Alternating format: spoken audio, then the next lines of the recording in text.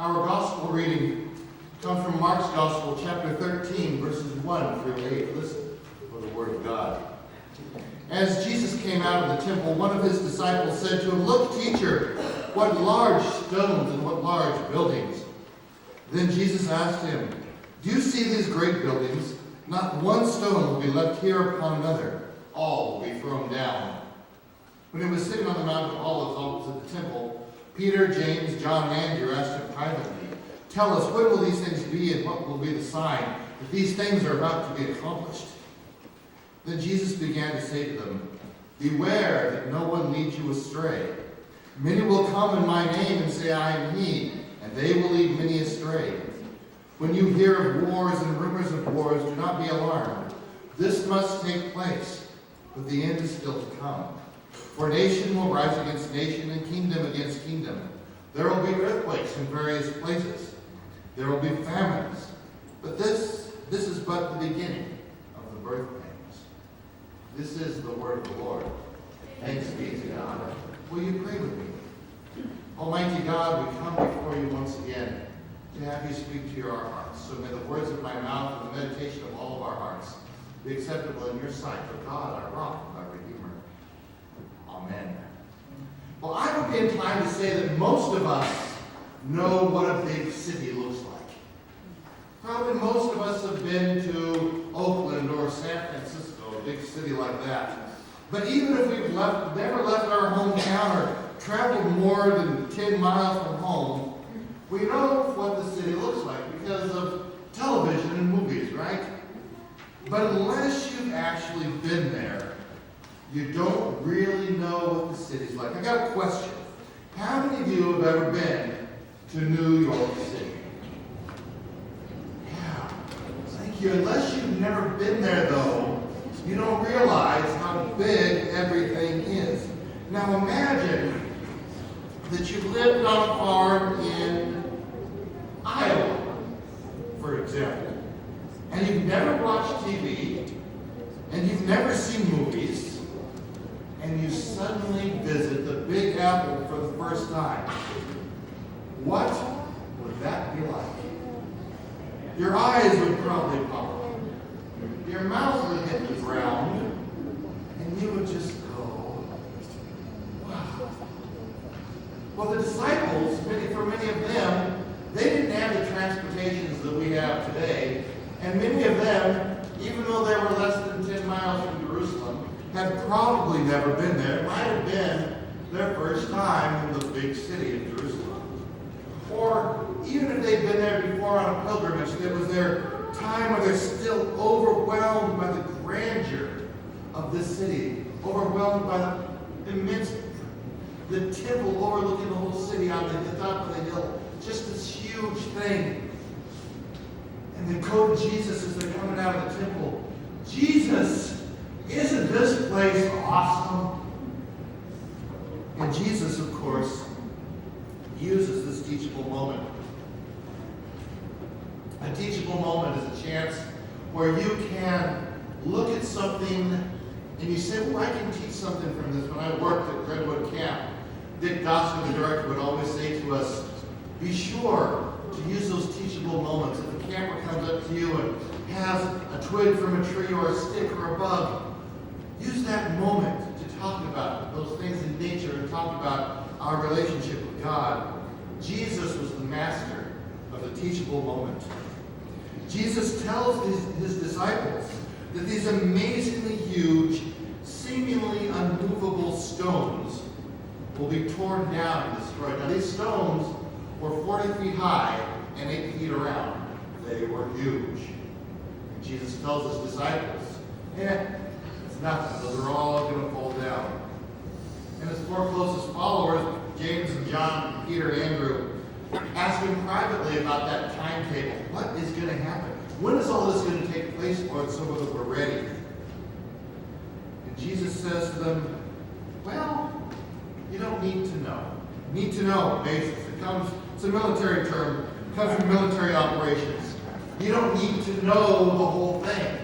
You only need to know your little part of it. Because the fewer people, the generals, the fewer people that know the overall plan, there's less chance for it to be compromised by someone saying, oh, let me tell you about this. You might have heard the phrase, loose lips, sink ships. You need to know what you need to know. Other uses of the need to know basis, there's an article I read that tells us when authorized engravers work on a new set of printing plates to produce government currency, money, each engraver receives only a section of the finished design. In this way, no single engraver ever sees the entire printing plate, so that he or she cannot be coerced into reprinting it and to reproduce it for counterfeiters. Parents, to cite another example, do not tell their children everything. They don't want their children to be burdened or to worry about things that children shouldn't have to worry about. Isn't that true, parents? We keep some things to ourselves. But in our current 24-hour news cycle with cable news and the radio, the internet and everything else, we seem to know much more than we really need to know. We know too much and when we know too much or when we think we do, we worry. When we don't know everything behind what we see going on, we can misinterpret the overall impact of what's going on in the world. God, too, protects us like parents. We don't always need to know what's going on. Peter, James, and Andrew, and John, well, they wanted more information. But do they and do we really need to know when the end of the world is coming? Verse 7 tells us that we need to know that there is no cause for alarm. Sometimes it seems like everything is falling apart, everything is coming down, and things are really for the first time coming together for the end of the world. But Jesus says there's going to be wars and rumors of wars.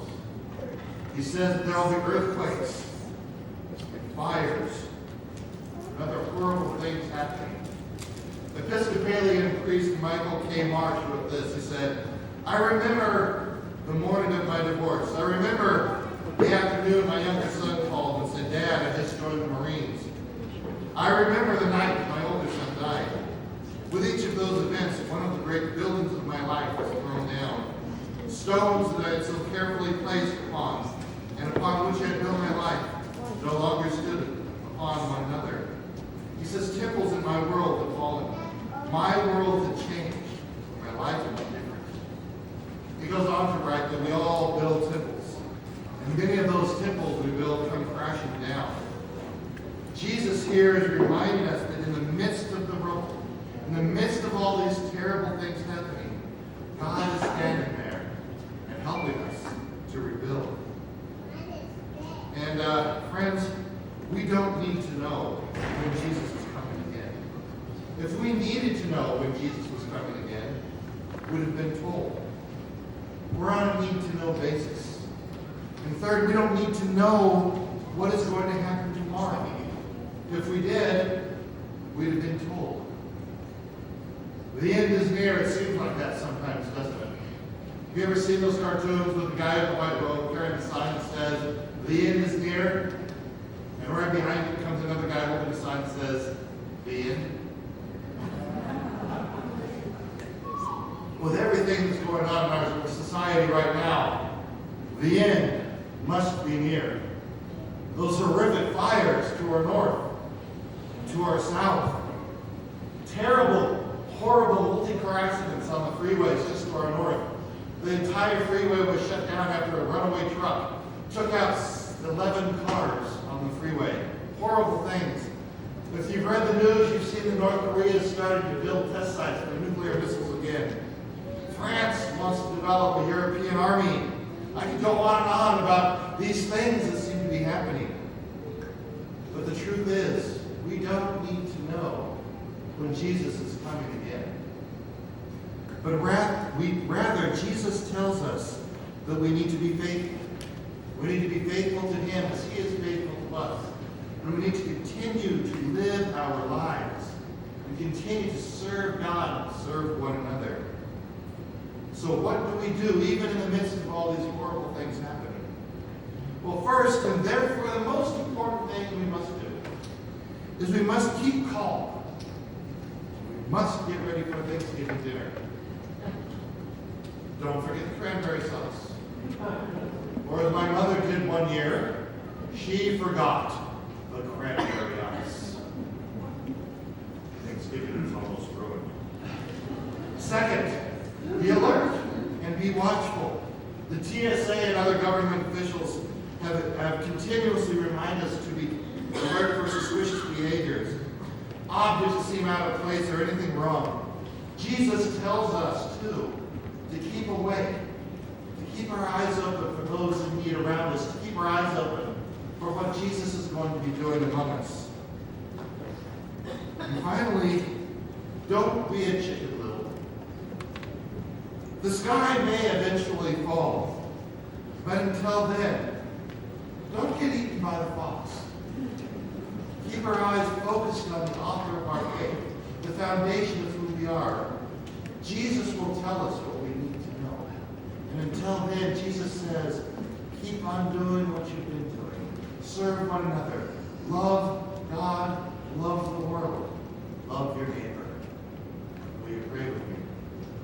Gracious God, we do thank you for calling us to be your people. We thank you that sometime you will be coming again as we head into the season of Advent, where we remember your coming into this world. We anticipate your coming again. Keep us focused on you. Help us not to worry about the things that are happening, but to continue doing what you have called us to do. We pray in Jesus' name.